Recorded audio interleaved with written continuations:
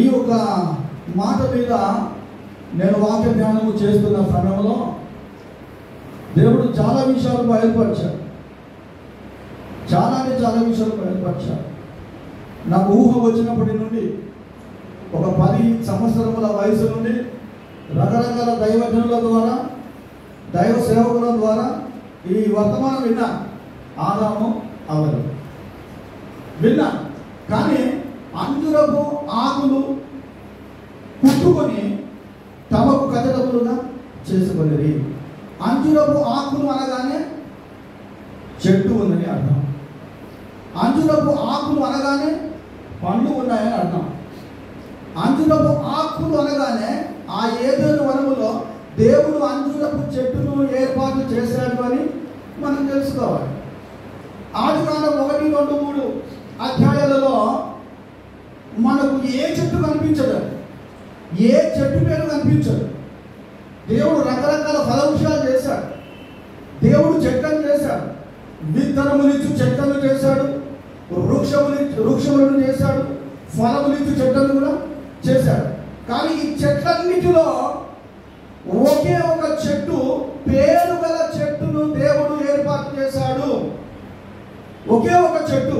ఆ చెట్టు ఏ చెట్టు కాదు. ఏ చెట్టు? అంజూరపు చెట్టు. చెట్లన్నీ కూడా దేవుడు ఏ దినమున ఏర్పాటు చేశాడు అంటే 3వ దినమున ఏర్పాటు చేశాడు. విత్తనములిచ్చు చెట్లు, వృక్షములు కలుగును కాక అంటే అవి కలిగినాయి కేవలం దేవుని మాట చేత. నాకు విచిత్రమైన విషయం ఏంటంటే దేవుడు ఆదికాండములో మొట్టమొదటిగా ఒక చెట్టు పేరు చెప్పేశారు. ఆ చెట్టు ఏంటంటే అంజూరపు చెట్టు. అంజూరపు చెట్టు అనగానే దేవుని వాక్యములో చాలా విషయాలు జ్ఞాపకం వస్తాయి. అంజూరపు చెట్టు ఆదికాండం మొదలుకొని ప్రకటన గ్రంథం వరకు మనం చూస్తూనే ఉంటాం. కొన్ని నేను చెప్తా, కొన్ని మీరు చెప్పాలి. అంజూరపు చెట్టు అనగానే హిజ్కియా ఆ యొక్క కురుపుతో బాధపడుతున్న సమయంలో, గాయముతో బాధపడుతున్న సమయంలో అంజూరపు పండ్ల ముద్ద తెచ్చి ఆ కురుపు మీద వేయగానే అతడు స్వస్థత పొందెను. ఆ తర్వాత ఇంకో దగ్గర ఏంటంటే ఈ యొక్క నాబాలు భార్య దావీదు కోపాన్ని తెలుసుకొని, దావీదు అనుచరులను తెలుసుకొని వెంటనే అతనికి ఆహారం ఇచ్చి అతని కోపాన్ని తగ్గించాలని అభిగేలేనా జ్ఞానము కలిగి గాడిదలు తీసుకొని 200 ఆడల అంజూరపు పండ్లు, 200 ఆడల అంజూరపు పండ్లు ఎవరు తీసుకెళ్ళింది? దావీదు దగ్గరికి, దావీదు సేవకుల యొద్దకు తీసుకొని వెళ్ళింది. ఆ తర్వాత ఇంకో దగ్గర చెట్లన్నీ కలిసి ఒక ప్లాన్ వేసాయి. చెట్లన్నీ కలిసి ఒక ప్లాన్ వేసి ఏ చెట్టు దగ్గరికి వెళ్ళారు? అంజూరపు చెట్టు దగ్గరికి వెళ్ళి నువ్వు మాకు న్యాయం తీరుస్తావా, మా మీద రాజుగా ఉంటావా అని మనకు అర్థమైంది. రైట్. ఇంకో దగ్గరనేమో క్రొత్త నిబంధన గ్రంథంలోనికి వచ్చే వరకు నతానియేల్, నువ్వు నతానియేల్ బైబిల్లో చెప్తున్నా, నతానియేలు అంజూరపు చెట్టు కింద ఉన్నప్పుడే నేను నిన్ను చూశాను. ఇంకో దగ్గర యేసు ప్రభు అంజూరపు చెట్టు చూశాడు, ఫలాలు లేవు, ఏమున్నాయి? ఆకులు ఉన్నాయి. కాబట్టి ఏం చేశాడు? శపించాడు. అంటే ఏమంటానంటే అంజూరపు చెట్టుకు ఇంత ప్రాధాన్యత ఉన్నది, ఇంత ప్రాధాన్యత ఉంది. అంజూరపు చెట్టు, అంజూరపు ఆకులు, అంజూరపు పండ్లు దేనికి సాదృశ్యముగా ఉన్నాయి అంటే ఇశ్రాయేలుకు సాదృశ్యముగా ఉన్నాయి.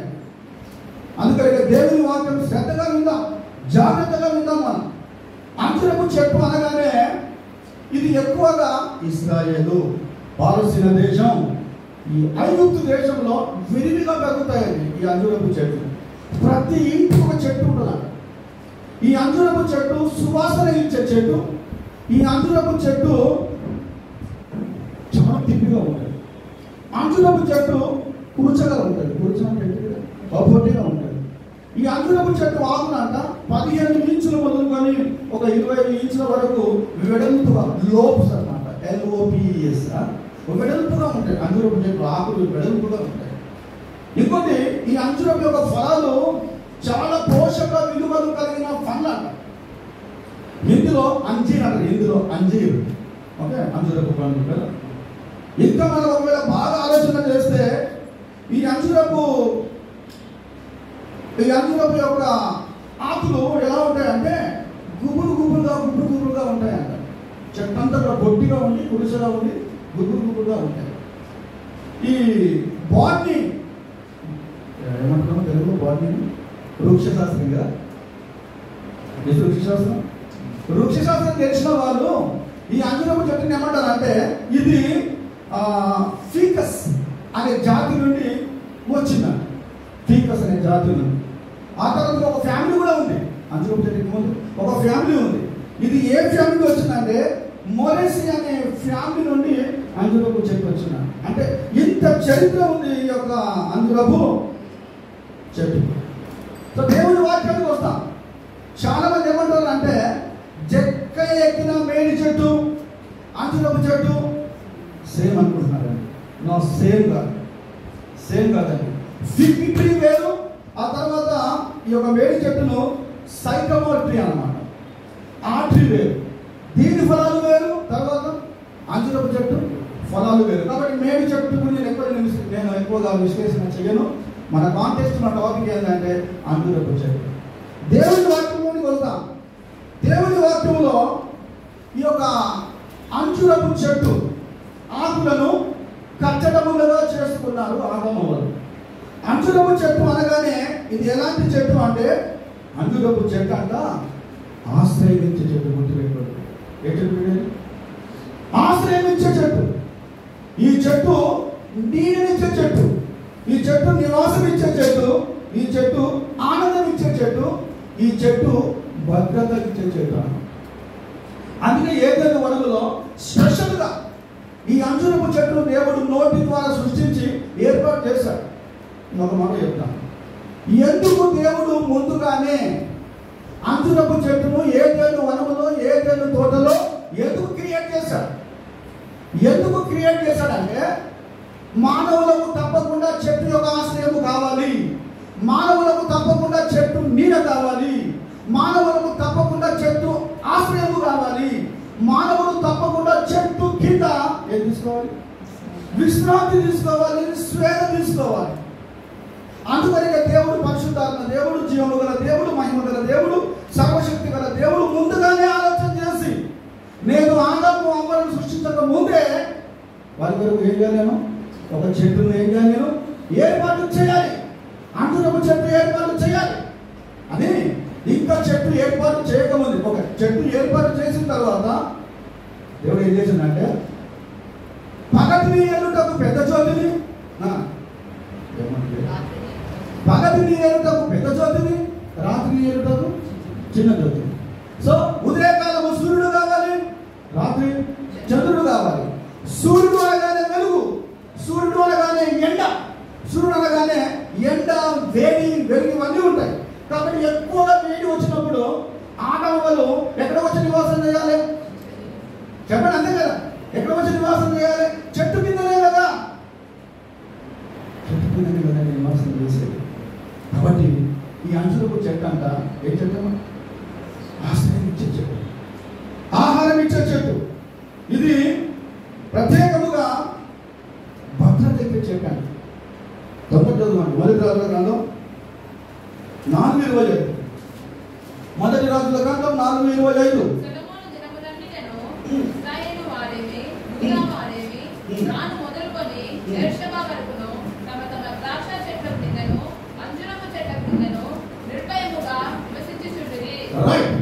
తమ తమ ద్రాక్ష చెట్ల క్రిందను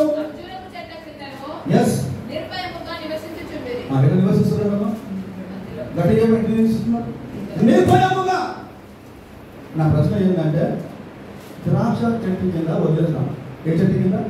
అంజూరపు చెట్టు కింద, ఫిగ్ ట్రీ కింద నిర్భయముగా నివసించే అవసరం ఏమొచ్చిందండి? నిర్భయంగా నివసించే అవసరం ఏమొచ్చింది? కానీ దేవుడు మాట్లాడుతున్నాడు. అంజూరపు చెట్ల కింద ఇశ్రాయేలీయులు, దేవుని ప్రజలు ఎట్లా నివసిస్తారంట? నిర్భయముగా, భయం లేకుండా. చింత లేకుండా, దుఃఖము లేకుండా నివాసం చేస్తారంట. ఒక ఆయన ఇలా చెప్తాడు, నిర్భయముగా నివసిస్తారు, భయము లేకుండా, భీతి లేకుండా నివసిస్తారు అంటే అది ఏమంటాడంటే, ఆ రోజుల్లోనంట గర్భిణీ స్త్రీలు రోగముతో ఉన్న ఎవరైనా సరే అంజూరపు చెట్టు కింద వచ్చి నిలబడతారు. అంజూరపు చెట్టు కింద వచ్చి నిలబడితేనంట ఆ వాసనకి, ఆ గాలికి వారికి ఉన్న రోగాలన్నీ ఏమైతాయంటే వెళ్ళిపోయి ఇంకోటి వారి యొక్క నాడీ వ్యవస్థనంట, బ్లడ్ సర్క్యులేషన్ చాలా సాఫీగా ఫ్లో అవుతుందంట, చాలా చక్కగా ఫ్లో అవుతుందంట. ఇంకొకటి, ఆ చెట్టు కింద ఉంటేనంట వాళ్ళు బిరిగితనంతో ఉండరంట, అనీసిగా ఉండరంట. ఆ చెట్టు కింద ఉంటే చురుకుగా ఉంటారు, తర్వాత ఆరోగ్యంగా ఉంటారు. అందుకే ఆ రోజుల్లో ఆ యొక్క అంజూరపు చెట్టు కింద ఉండి నివాసం చేస్తారంట. అందుకే కొంతమంది పెద్దలు ఏమంటారంటే, అరే బాబు, నీకు ఆరోగ్యం కావాలి అంటే, నీకు మంచి శ్వాస కావాలంటే, రెస్పిరేషన్ మంచిగా కావాలంటే నువ్వు ఎవరి కింద ఉండాలి? ఎవరి కింద ఉండాలి? చెట్ల కింద. అందుకని చాలా మంది ఏమంటారు అంటే వేప చెట్టు కింద ఉండాలంట. అది I don't know whether it is correct or not, కానీ చాలా మంది అంటారు. సో దేవుని వాక్యంలో అంజూరపు చెట్టు కింద దేవుని ప్రజలు ఎలా ఉన్నారు? నిర్భయముగా. సో అంజూరపు చెట్టు క్రింద దేవుని ప్రజలు నిర్భయముగా ఉన్నారు. అంత మాత్రమే కాకుండా ఆదాము అవ్వలు కూడా ఈ చెట్టు కింద ఎలా ఉన్నారు? తొందర చెప్పండి. నిర్భయంగా ఉన్నారు, భయం లేకుండా ఉన్నారు. ఇటు అటు తిరుగుతూ ఉన్నారు. ఆదాము వాళ్ళు ఇటు అటు తిరుగుతున్న సమయంలో దేవుడు చల్లని పూట సాయంకాల వేళలో వచ్చి ఆదాముతో ఏం చేస్తున్నాడు? మాట్లాడుతున్నాడు. బాగా గమనించండి, మాట్లాడుతూ ఉన్నాడు. ఇక్కడ స్టాప్ చేస్తాను. ఒక అంజూరపు చెట్టు ఏ విధముగా ఆశ్రయం ఇస్తుందో, ఒక అంజూరపు చెట్టు ఏ విధముగా భద్రత ఇస్తుందో, ఒక అంజూరపు చెట్టు ఏ విధముగా మీకు నీడగా అండగా ఉండదో, యేసుక్రీస్తు దేవుడు కూడా మనకు ఎలా ఉన్నాడు? ఆశ్రయముగా ఉన్నాడు. యేసుక్రీస్తు దేవుడు మనకందరికీ నీడగా ఉన్నాడు, ఆశ్రయముగా ఉన్నాడు, ఒక ధైర్యముగా ఉన్నాడు. అంత మాత్రమే కాకుండా యేసుక్రీస్తు దేవుడు మనకి ఏమిస్తున్నాడు? భద్రత. యేసునందు ఉన్న వారికి ఎల్లప్పుడు, గట్టి చెప్పాలి, యేసునందు ఉన్న వారికి ఎల్లప్పుడు విజయమే. చూసారండి, యేసుక్రీస్తు నందున్న వారు ఎల్లప్పుడు వారికి విజయం కలుగుతుంది. కానీ ఓపిక ఉండాలి, సహనం ఉండాలండి. దేవుడి ఉదయకాల సమయంలో ప్రభువుల ద్వారా మనతో మాట్లాడుతున్నాడు. అయ్యా, మేము యేసుక్రీస్తులో నివాసం చేయాలి. చెట్ల కింద అందరూ ఏం చేస్తున్నారు? నివాసం చేస్తున్నారు. ఆదాము వాళ్ళు ఏ చెట్టు కింద నివాసం చేస్తున్నారు? తొందరగా అంజూరపు చెట్టు కింద నివాసం చేస్తున్నారు. క్షేమంగా ఉన్నారు, ఆనందముగా ఉన్నారు, సంతోషముగా ఉన్నారు. సేమ్ యేసుక్రీస్తులో నువ్వు నివాసం కలిగి ఉన్నారు. యేసయ్య అంటున్నాడు, నా యందు మీరు, మీ యందు నా మాటలు నిలిచి ఉండిన ఎడల మీకు ఏది కావాలో, తొందరగా ఏది కావాలో అది. అమ్మా, ఉదయకాల సమయంలో నిత్యము దేవునితో సహవాసం చేయాలి. దేవునితో సహవాసం చేయడం అంటే యేసుక్రీస్తు సహవాసం చేయమని తెలుసారు. మనము స్నేహితులతో నమ్మకంగా సహవాసం చేస్తాం. నమ్మకంగా ఏం చేస్తాం? సహవాసం చేస్తాం, ఫ్రెండ్షిప్ చేస్తాం, నమ్ముతాం, వాళ్ళని నమ్ముతాం. కొంతకాలమైన తర్వాత వాళ్ళు ఏం చేస్తారంటే మనల్ని మోసం చేస్తారు. ఆ సహవాసం కాస్త ఏమైపోతుంది? తొందరగా ఏమైపోతుంది? బ్రేక్ అయిపోతుంది. కానీ నీవు సహవాసం చేసే యేసుక్రీస్తు దేవుడు, నీవు స్నేహం చేసే యేసుక్రీస్తు దేవుడు నేను విడిచిపెట్టాను. అందుకే బైబిల్ ఏముందంటే యేసు శాశ్వతమైన ప్రేమతో నేను ఏం చేస్తున్నాడు? ప్రేమిస్తున్నాడు. ఒక మాట చెప్పాలా? రోమపత్రిక 8:9, త్వరగా 8:9 అందరూ చదవాలండి. పురుషులు, స్త్రీలు, బ్రదర్స్, సిస్టర్స్ అందరూ చదవాలి. 8:9.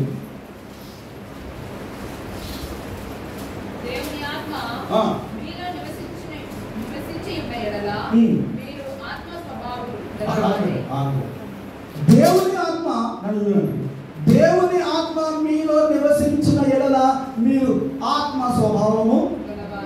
నాకేమర్థమైందంటే దేవుని ఆత్మ నాలో ఉంటే నేను ఆత్మ స్వభావం కలవాను. దేవుని ఆత్మ మీలో ఉంటే ఎలాంటి వారు మీరు? దేవుని ఆత్మ మీలో ఉంటే మీరు ఏసేదో ఏం చేస్తున్నారు? కానీ శరీర స్వభావము గలవారు కాదు,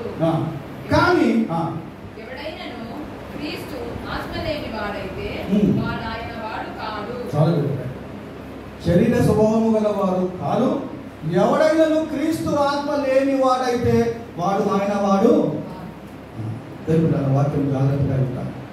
అంజురపు చెట్టు ఏ విధముగా ఆశ్రయం ఇస్తుందో, నీడ ఇస్తుందో, యేసుక్రీస్తు దేవుడు కూడా మనకందరికీ ఆయన నామంలో ఏమిస్తున్నాడు అంటే ఆనందం ఇస్తున్నాడు, సంతోషం ఇస్తున్నాడు, ఆ తర్వాత నిరీక్షణ ఇస్తున్నాడు, ఆ తర్వాత ఆయన బలం ఇస్తున్నాడు.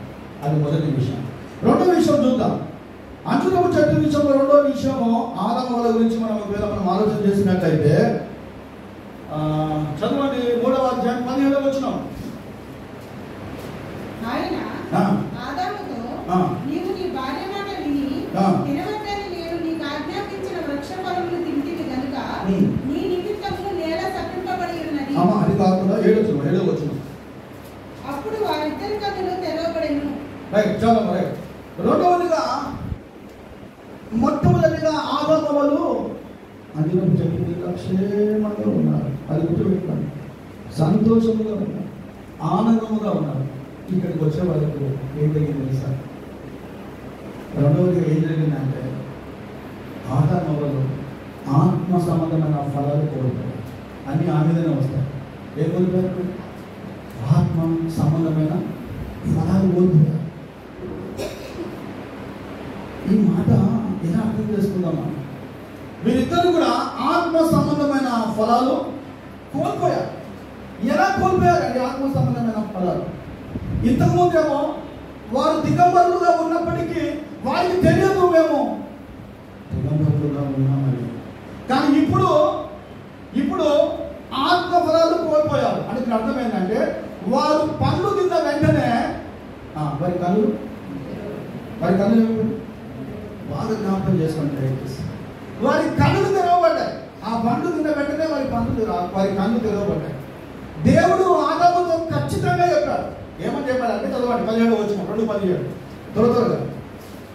అయితే మంచి చెడుల తెలివనిచ్చు వృక్ష ఫలములను తినకూడదు, నీవు వాటిని తినుదినమున నిశ్చయముగా చచ్చుదవని నరునికి ఆజ్ఞాపించెను.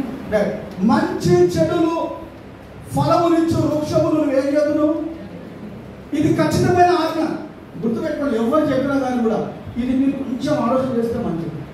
దేవుడు ఆదాముతో చెప్పాడు, ఖచ్చితంగా చెప్పాడు, నీవు ఈ పండు తినమున ఏమైపోతావు? నిశ్చయముగా నీవు చనిపోతావని దేవుడు ఖచ్చితంగా ఫస్ట్ ఆదాముకు ఆజ్ఞ ఇచ్చాడు. రెండవ చూద్దాం. 3వ అధ్యాయము 2-3 వచనాలు.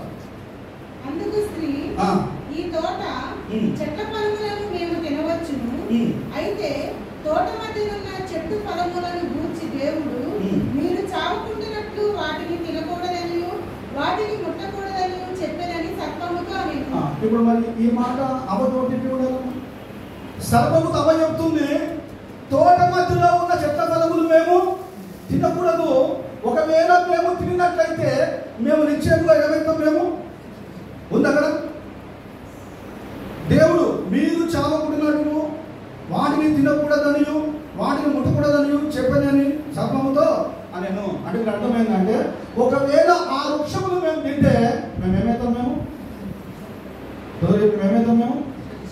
అంటే నాకేమర్థమైందంటే దేవుడు ఆదాముకు చెప్పాడు, ఆదాము ఏం చెప్పాడు? ఆ లింక్ చూద్దాం మనం.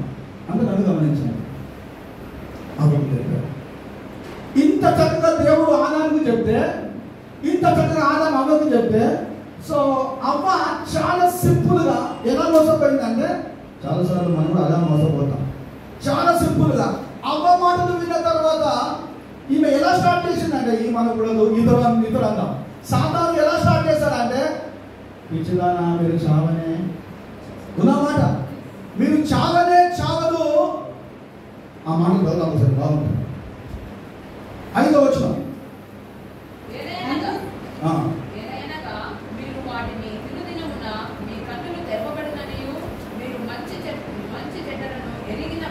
చాలు అమ్మ రైట్, నేను చెప్తాను, నేను చెప్తాను, టైం వేస్ట్ చేయకుండా. సాధారణ ఎంత బాగా చెప్తున్నాడు అంటే, మీ కన్నులు తెరవబడతాయి, మీరు చావరు, తర్వాత మీకు మంచి చెడులు తెలిసిపోతాయి, మీరు ఎలా ఉంటారు? దేవదూతల వలె ఉంటారు. బాగా గమనించండి, దేవదూతల వలె ఉంటారు అనగానే శరీరాశ, నేత్రాశ, జీవపుటంగం తండ్రి వలన పుట్టినవి అనగానే అమ్మగారు చాలా ఉబ్బిపోయింది. పాపం చాలా ఉబ్బిపోయి ఇలా తోట మధ్యలో ఉన్న ఆ ఫలవృక్షాలు చూసింది. ప్రశ్న వేస్తాను మీకు నేను. ఇలా చూసిన తర్వాత చూసిన వెంటనే ఆ పండ్లంట ఆమెకు ఎలా కనబడ్డాయంటే, అబ్బా రమ్యముగా కనబడ్డాయంట. దానికో మాట మనం చూద్దాం. ఒక మాట ఉంది, 6వ వచనం కదా, ఆ వృక్షం ఆహారములకు మంచిది, కన్నులకు అందమైనది, వివేకమిచ్చు రమ్యమున్నది నుండి చూసినప్పుడు ఇక్కడ స్టాప్ చేస్తాం. వివేకమిచ్చే వృక్షముగా ఉందంట, కళ్ళకు మంచిగా ఉందంట, రమ్యముగా ఉందంట. ఇలా చూసిన వెంటనే లోపల మనసు వచ్చేసింది. ఏమని చూసింది? ఏమని చూసింది? దాన్ని వెళ్ళి ఆ పండుగలో కొన్ని తీసుకొని ఈమె చేసింది. నా ప్రశ్న ఏంటంటే, చాలా జరిగి వాటిని జ్ఞానం చేస్తున్నాను.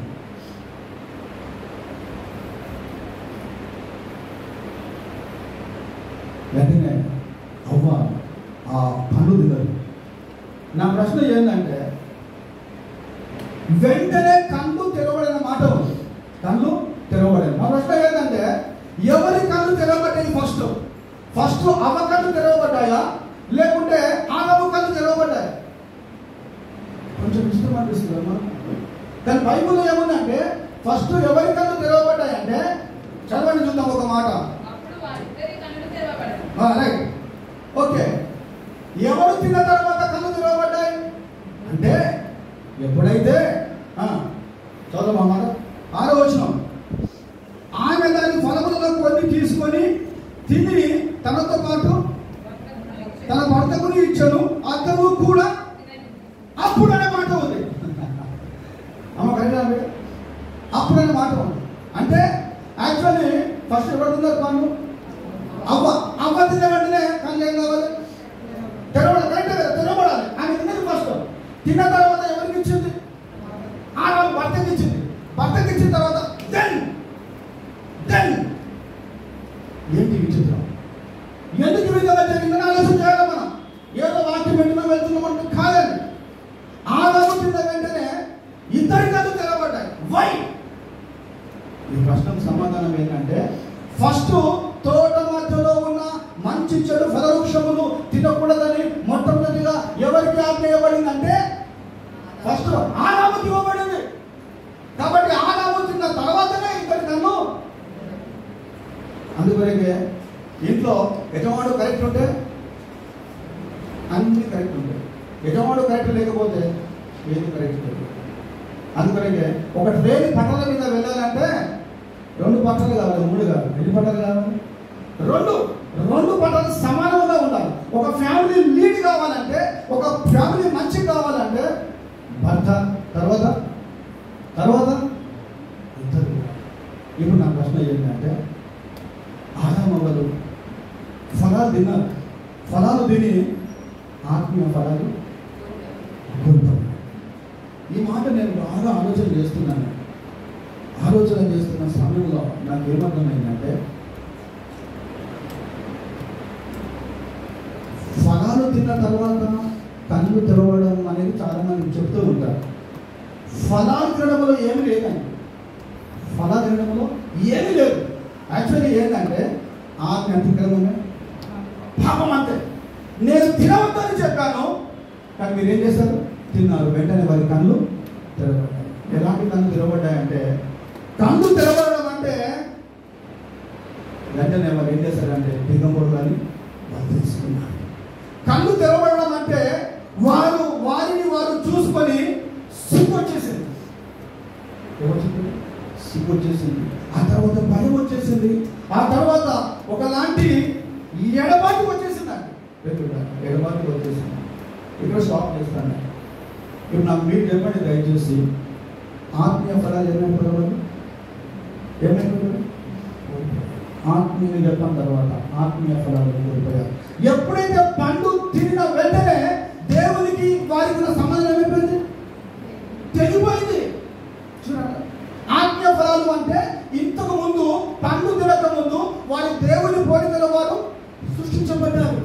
దేవుని మనసు ఉంది, దేవుని ప్రేమ ఉంది, దేవుని జ్ఞానం ఉంది, దేవుని వివేచన ఉంది, దేవుని మంచితనం ఉంది. కానీ ఆజ్ఞ మీరినందుకు సంబంధం ఏమైపోయింది?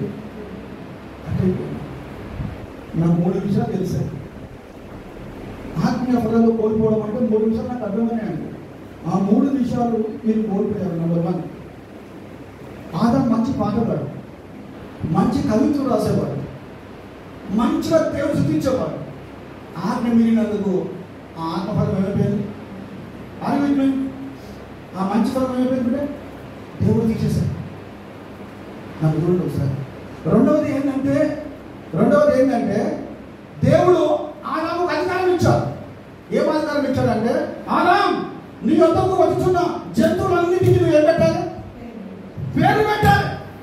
ఇది ఆత్మఫలం, ఇది జ్ఞానం, దేవుని యొక్క బుద్ధి అని పాపము చేసిన తర్వాత ఆత్మీయ ఫలం ఆడము నిజమా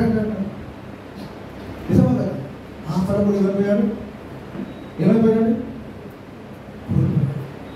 ఆ తర్వాత ఇంకో దగ్గర ఏముందంటే డిఫరెన్స్ చాలా ఉంది. ఒకటి చదువు దయచేసి 2వ అధ్యాయం 19 వచ్చింది. 2:19. దేవుడైన యెహోవా ప్రతి భూజంతువును ప్రతి ఆకాశ పక్షిని నేల నుండి నిర్మించి ఆదాము వాటికి ఏ పేరు పెట్టెనో చూచుటకు అతని యొద్దకు వాటిని రప్పించెను. చాలా రైట్. చూసారా, ఇంత అధికారం దేవుడు ఆదాముకి ఇచ్చాడు. ఇవన్నీ ఆత్మీయ ఫలాలు ఎవరు కోల్పోయారు?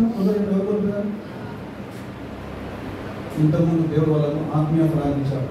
ఏం ఆత్మీయ ఫలాలు ఇచ్చాడంటే, వారితో మంచిగా సహవాసం చేయడానికి, వారితో మాట్లాడటానికి, వారికి అధికారం అన్నీ ఇచ్చాడు. ఆజ్ఞ మీరినందుకు, తినవద్దన్న వృక్షం తిరిగినందుకు వారు ఆత్మీయ ఫలాలు ఏమైపోయారు? వాళ్ళు కోల్పోయారు. ఇప్పుడు నా ప్రశ్న ఏంటంటే, ఏదైనా వనంలో ఆదాము వాళ్ళు ఏ పండు తిన్నారు? యాపిల్ పండు తిన్నారా? ద్రాక్ష పండు తిన్నారా? లేకపోతే అందులో పండు తిన్నారా? ఏ పండు తిన్నారు? చిన్నప్పటి నుండి కథలు వింటాం. ఆదాము కథలు వింటాం. ఆదాము అనగానే ఆ తోటలో ఏ పని కనబడితే మనకు? ఏ పని కనబడుతుంది మనకు? ఆపిల్ పండు కనబడుతుంది. తెలుసా మీకు? సో నా క్వశ్చన్ ఏంటంటే, అందుకనే అంజూరపు చెట్టు అనే మాట నేను తీసుకున్నాను.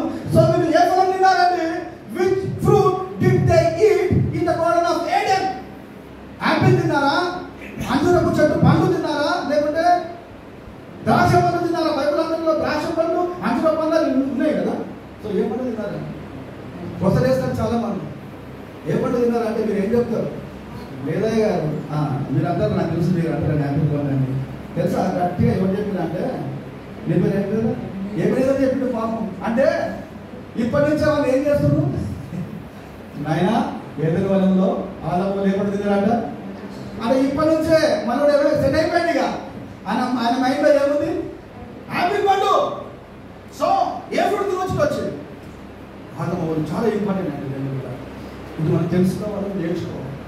అందువరకు మనం చాలా జ్ఞానం కలిగి ఉండాలి. ఒక ఆయన ఏమంటాడంటే, ఈ ఓల్డ్ ఫ్రెంచ్ వర్షన్ ఆ వర్షన్లో ఏముందంటే POM అనే ఒక మాట ఉంది. POM POM. సో అది ఒరిజినల్లీ ట్రాన్స్లేషన్ అయిన తర్వాత, ఓల్డ్ ఫ్రెంచ్ వర్షన్ చెప్తున్నాను, అది మెల్లమెల్లగా ట్రాన్స్లేషన్ అయిన తర్వాత అది ఫ్రూట్ కిందికి వచ్చింది. ఆ ఫ్రూట్ ఏంటో కాదు, యాపిల్ ట్రాన్స్లేషన్ చేశారు. ఆ తర్వాత ఈ యొక్క POM లాటిన్ భాషలోనికి ట్రాన్స్లేషన్ అయిన తర్వాత ఈ POM పామ్ కాస్త ఎలా మారిపోయిందంటే పోమంకి మారిపోయింది. POMUM పోమం. సో ఏం ట్రాన్స్లేషన్ చేశారంటే యాపిల్. కానీ బైబిల్లో ఉందా? లేదు. ఇంకొక ఆయన చాలా ఆ యొక్క ఎర్లీ క్రిస్టియన్స్ ఆ రోజుల్లో వాళ్ళు ఏమంటారు అంటే, అయ్యా ఏదైనా వరంలో ఫస్ట్ ఏ చెట్టు ఉంది? ఏ చెట్టు ఉంది? అంజురపు చెట్టు ఉంది కాబట్టి అంజురపు చెట్టు ఆకులను వారు కుట్టుకొని ఏం చేశారు? కట్టుకున్నారు. కాబట్టి వారు బహుశా ఏ పండు తినవచ్చు? చెప్పండి. అంజుర పండు తినవచ్చు. కానీ బైబిల్లో వాళ్ళు యాపిల్ పండు తిన్నారా? వాళ్ళు అంజుర పండు తిన్నారా? వాళ్ళు ద్రాక్ష పండు తిన్నారా అనేది ఉందా? లేదా? ఒకవేళ నిజముగా దేవునికి ఆలోచన వచ్చి ఉంటే మాత్రం తప్పకుండా పేరు పెట్టేవాడు. అది సో ఈ ప్రశ్నకు సమాధానం మనకు ఎప్పుడు దొరుకుతుందంటే, దేవుని చిత్తం అయితే ఆ పరలోకానికి వెళ్ళిన తర్వాత దేవుడు అడిగితే బయలుపరుస్తాడేమో. హల్లెలూయా. దేవుడు నేను ఏమంటున్నాను, మనం ఏం కాన్సెప్ట్ ఏంటంటే, వీళ్ళిద్దరు కూడా ఆత్మీయమైన ఫలాలు ఏం చేస్తారండి? కోల్పోయారు. అమ్మ క్రైస్తవ జీవితంలో నలుగురు నిలిపారు. ఆత్మీయ ఫలాలు తప్పకుండా ఉన్నారు. గలతీ 5:22 మనం ఇక్కడ చెప్పేస్తాం. అయితే ఆత్మఫలాలు ఏమనగా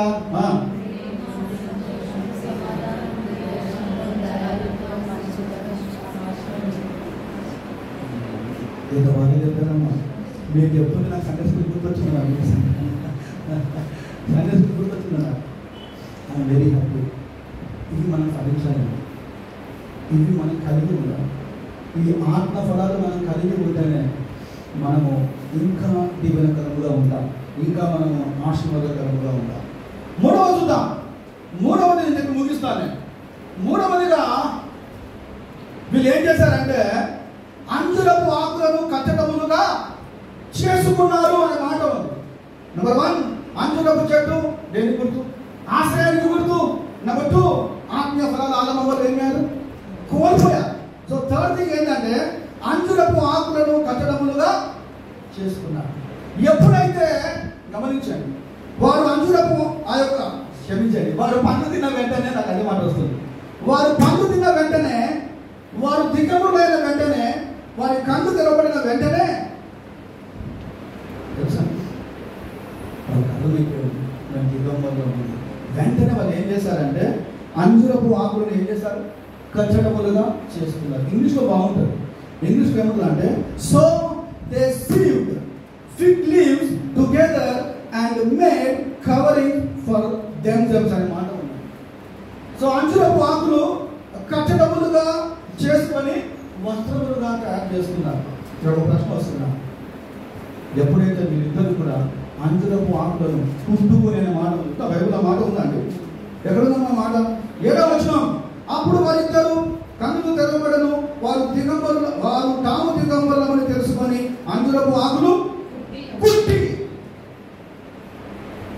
చాలా మంది పిల్లల పేర్లు పెట్టారు ఇట్లా. ఏం పేరు పెడతారు ఇక్కడ? మీరు చిట్టి అని పేరు పెట్టారు. చిట్టి రాలేదు, ఎందుకన్నా చిట్టి రాలేదు. కానీ కొంతమంది ఏం పేరు పెడతారు?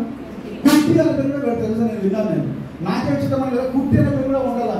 చిట్టి అంటే అర్థం చిట్టమ్మ రాతల్లి అంటాం మనం. ఓకే, కుట్టి ఆకులను కట్టడములుగా చేసుకున్నారు. వీరు తోట మధ్యలో ఉన్నప్పుడు దేవుడు పిలిచాడు, ఆదామా అనగానే అవన్నీ చదువుతామా? ఎక్కడున్నామా మాట? 9వ వచనం.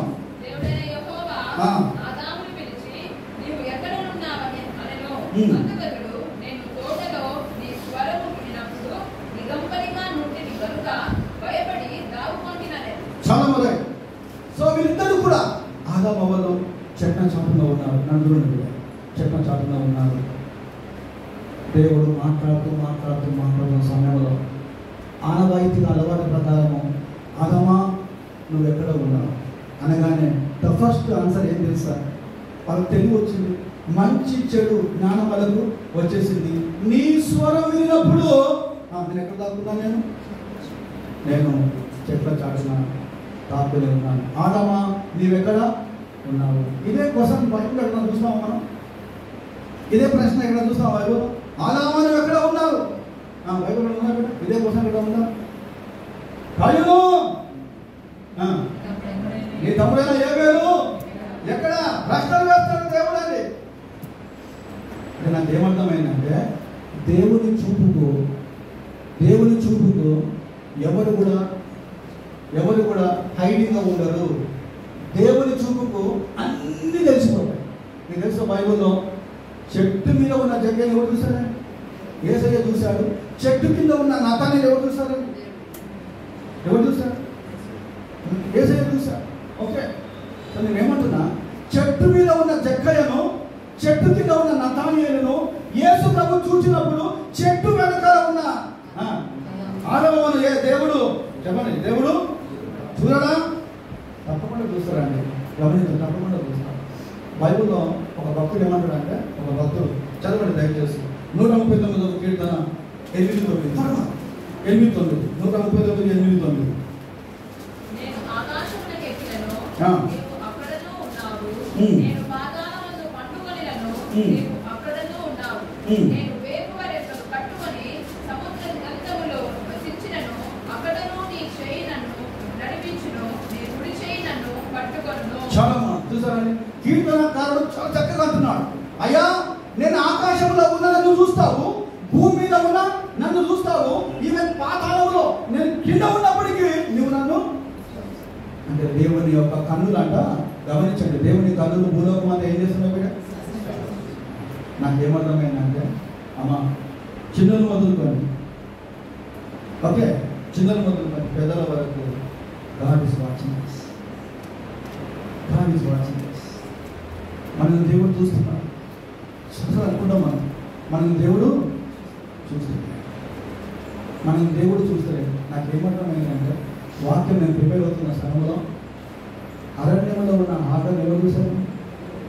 కష్టం వచ్చింది హాగర్. నన్ను చూడండి, హాగర్ కష్టం వచ్చింది. హాగర్ నీకేమొచ్చింది? ఇట్లా ఉంది మాటలు బైబిల్లో. దేవుడు చూశారు. హాగర్ కుటుంబాన్ని దేవుడు దీవించాడు. ఇంకో మాట తెలుసా? ఎలీషా ఇంట్లోనే ఉన్నాడు. గేహాజీ ఏమో అంత ఏంటి అంత బంగారం వెళ్ళి అన్ని తీసుకొని పోయి ఇంట్లో పెట్టేసి ఏమి ఎరగని వానిలాగా మళ్ళీ వచ్చి ఉన్నాడు. ఓకే, మళ్ళీ వచ్చి ఉన్నాడు. ఇది ఎవరికి అర్థమైంది? ఎలీషాకి అర్థమైంది. ఎలీషా మనోనేత్రంలో చూశాడు. చూసి గేహాజీ ఎక్కడికి వెళ్ళాం? నా వెళ్ళిన వాడు ఎక్కడికి వెళ్ళలేదు, నేను ఎక్కడే ఉన్నా. నువ్వు వెళ్ళేటప్పుడు నా అమ్మ నీతో పాటు. ఎంత మంచి మాట! నాకు ఎంత భయం అవుతుందంటే, ఈ మాటలన్నీ వింటే నాకు ఎంత భయం అవుతుందంటే, చాలాసార్లు నేను భయపడ్డాను కొన్ని విషయంలో. నేను ఇంకొక మాట చెప్పాను. నేను పేతురు దైవ సేవకుడు, ఎలీషా దైవ సేవకుడు. పేతురు అన్నయ్య వచ్చినప్పుడు నువ్వు ఇంతకే వినావంటే, పేతురుకు తెలుసు అన్నయ్య చనిపోయిన తర్వాత మళ్ళీ ఎవరు వచ్చారు? సత్యం వచ్చింది. కనీసం నిజం చెప్పింటే బాగుంటుండే కదా, నేను ఇంతకే బాగుంటుండే కదా. సో పేతురుకి అన్నీ తెలుసు. అబద్ధాలు చెప్పారు తెలియని పేరు. ఇంకోటి దగ్గర ఏముందంటే, ఈ యొక్క దావీదు పాపం చేసినప్పుడు నాతాను వస్తాడు. అన్ని ఎక్స్ప్లెయిన్ చేసిన తర్వాత ఆ మనుషులము అందరూ చెప్పాలి, ఆ మనుషులము face to face direct attack అంటుంది. దీన్ని కౌంటర్ అంటారు. అన్ని చెప్పి ఒరే పాపి, ఒరే దుష్రా, వాళ్ళు ఎవరో కాదురా. నాకేమర్థం ఏంటంటే, దావీదు రాజు ఉన్నప్పటికీ, దావీదు పెద్ద కింగ్ అయి ఉన్నప్పటికీ నాతాను ప్రవక్త చెట్టుగా ఇలా తలగొంచి ఎస్ ఆ మనసులో నీవే అన్నప్పుడు ఈ యాక్సెప్ట్ ఈ ఒకే నాతాను ప్రవక్తను పట్టుకొని నువ్వు ఎవడవురా అని అనలేదు. నువ్వు నా కింద ఉన్నావు అనలేదు. నువ్వు నా రాజ్యంలో ఉన్నావు. Don't did say anything. Accept. చూసారా? God is watching us. మనం కూర్చున్నా, మనం లేచినా చెప్పండి, దేవునికి తెలుసు.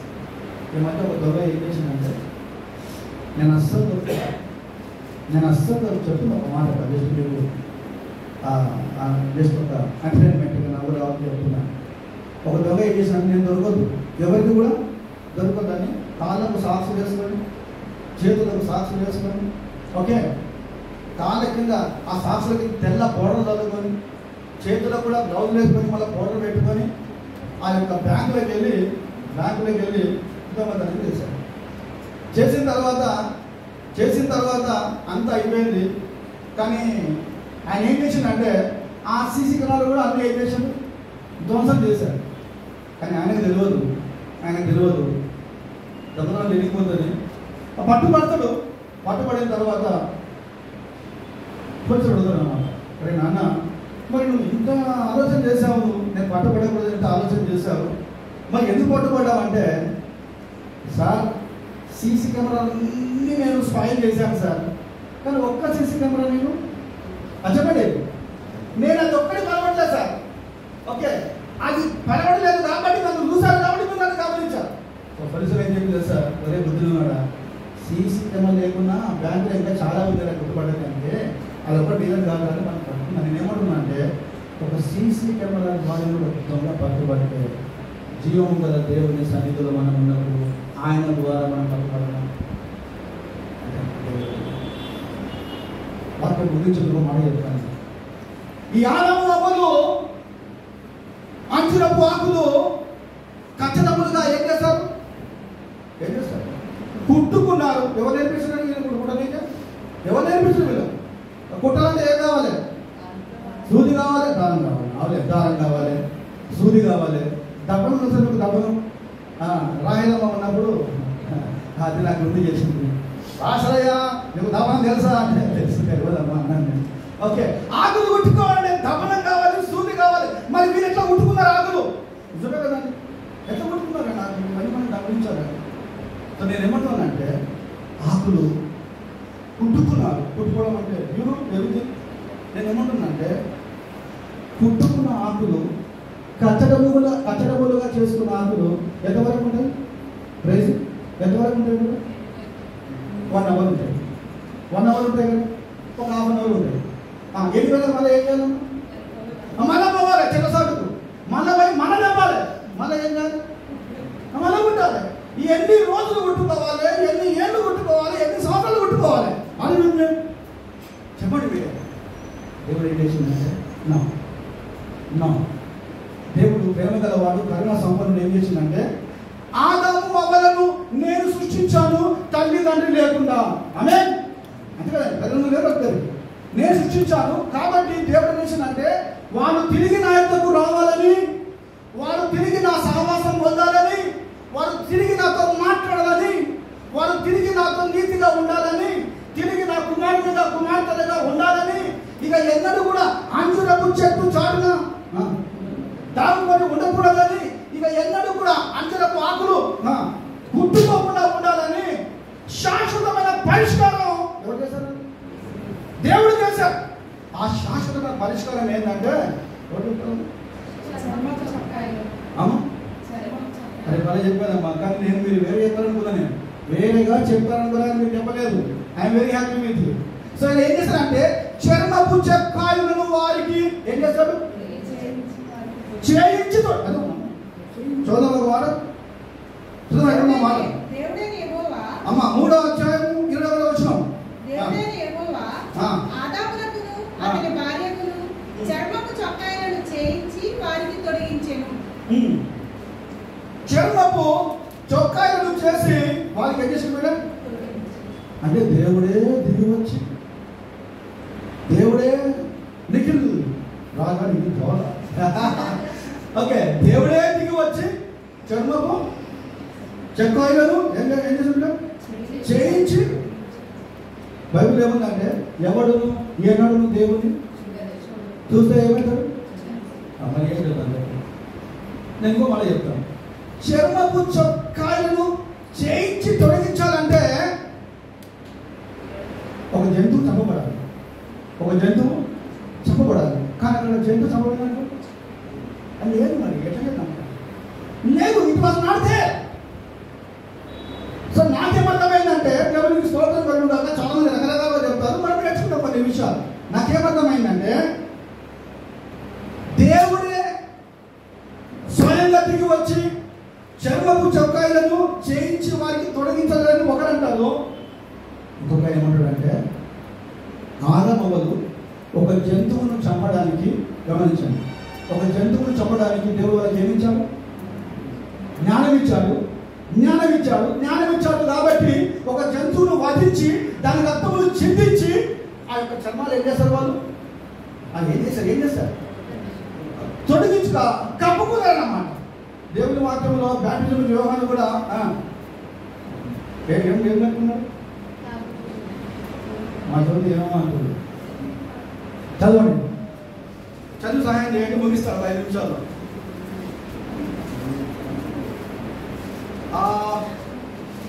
మత్తయి సువార్త 3వ అధ్యాయము ఉందామా కదా? ఎవరు సహాయం చేస్తారు నాకు? వెరీ గుడ్ అమ్మా. మొల చుట్టూ తోలు కట్టి ధరించుకొనివాడు. బాగుంది మాట. మొల చుట్టూ అంటే ఏంటమ్మా? నడుము చుట్టూ అన్నమాట. నడుము చుట్టూ ఏం ధరించుకున్నాడు? తోలు కట్టి ధరించుకున్నాడు. సో నేను ఏమంటున్నానంటే, దేవుడు ఆదాముకు జ్ఞానం ఇచ్చాడు కాబట్టి జంతువును చంపాడు, రక్తమును ఒలికించాడు, ఆ చర్మకు ఆ యొక్క తోలును వస్త్రములుగా వారు ఏం చేశారు? ధరించారు. ఒక అనుమానం రావచ్చు. నాకేమర్థమైందంటే, అంజురపు ఆకులనే కుట్టుకొని కట్టడములుగా చేసుకున్న ఆదామవలు ఇది ఒక పెద్ద పని అవ్వలేదు. అర్థమైందా? ఒక పెద్ద పని ఏం కాదు కదా. తెలిపిడారు. దేవుడు ఏం చేసిందంటే, దేవుడికి స్తోత్రం కలుగును గాక. ఏదైనా వనంలో దేవుడి వాక్యం మనం వింటున్నాం. ఒక జంతువు ఎదురున్నాం. దేవుడు ఆదాముల పాపము కప్పివేయడానికి, వారి సిగ్గు కప్పివేయడానికి, తిరిగి దేవుడి దగ్గరికి రావడానికి ఒక జంతువు అక్కడ వధించబడింది. ఆ రక్తము వధించబడింది. ఆ చర్మపు వస్త్రములు వారికి దేవుడు వారికి సిద్ధం చేశాడు. ఇప్పుడు నేనేమంటున్నానంటే మరి ఇంతకుముందు వారికి ఏ వస్త్రాలు ఉన్నాయో, ఇంతకుముందు వారికి ఏ వస్త్రాలు ఉన్నాయి?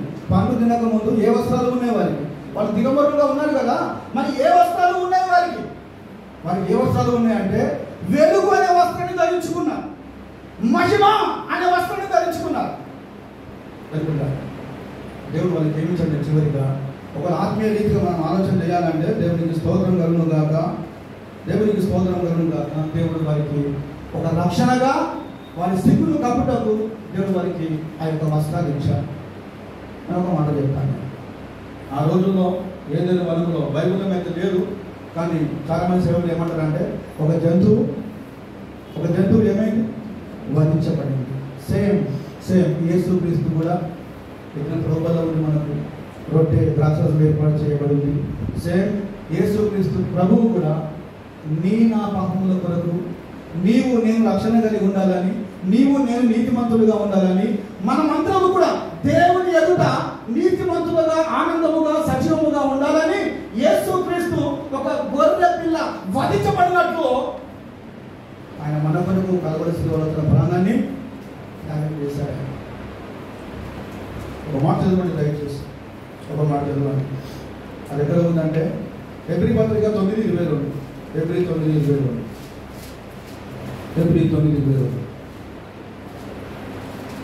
మరియు ధర్మశాస్త్ర ప్రకారము సమస్త వస్తువులను రక్తము చేత శుద్ధి చేయబడుననియు, రక్తము చిందింపకుండా పాప క్షమాపణ కలుగుదనియు సామాన్యముగా చెప్పవచ్చును. రక్తము చిందింపకుండా పాప క్షమాపణ కలుగుదనియు. రక్తము చిందింపకుండా ఏం లేదమ్మా? ఏం లేదు. అందువల్ల యేసుక్రీస్తు దేవుడు ఆ కలువరి శిలువలో మనందరికీ ఏం చేశారంటే రక్తము కార్చాడు, రక్తము చిందించాడు. అందుకని యేసు రక్తము ప్రతి పాపిని కడిగి, యేసు ప్రభు మనకందరికీ ఎలాంటి వస్త్రాలు ఇచ్చాడంటే, త్వరతో చెప్పండి. యేసు ప్రభు ఈ ప్రభు మన దగ్గరికి రావడానికి మనకందరికి ఎలాంటి వస్త్రాలు ఇచ్చాడంటే, రక్షణ వస్త్రం ఇచ్చాడు, ఉల్లాస వస్త్రం ఇచ్చాడు, ఇంకా ఆనందమైన వస్త్రం ఇచ్చాడు, ఇంకా దీన మనసు అనే వస్త్రం ఇచ్చాడు. చాలా 3 మాటలు చెప్పాను. ఒకటి అంజురపు చెట్టు ఏమిస్తుంది? ఆశ్రయం ఇస్తుంది. దేవుడు వీళ్ళకు ఆశ్రయం ఇస్తే వీళ్ళిద్దరు కూడా ఆత్మీయ ఫలం ఏమైపోయారు? చెప్పండి, ఏమైపోయారు? కోల్పోయినప్పటికీ తిరిగి వాళ్ళని పిలిచి దేవుడు వాళ్ళకి ఏమిచ్చాడు? వస్త్రం ఇచ్చాడు. అంటే మేలు చేస్తాడు, సహాయం చేస్తాడు. తిరిగి దేవుడితో వాళ్ళు ఏం చేస్తాడు? చెప్పండి, ఏం చేస్తాడు? కలుపుకున్నాడు. తీర్పు ఇచ్చినప్పటికీ, శిక్ష ముగ్గురికి 3 రకాలుగా ఇచ్చినప్పటికీ దేవుడు వారిని ఏం చేశాడు? క్షమించాడు. అని బైబిల్ ఏముందంటే, విశ్వాసం అంట, పరిశుద్ధత అంట, ఒక మాట ఉంది, స్వస్థ బుద్ధి చేత వాళ్ళిద్దరు కూడా రక్షింపబడిన అలాంటి కృప దేవుడు మనకు అనుగ్రహించిన దాకా ప్రార్థన చేద్దాం.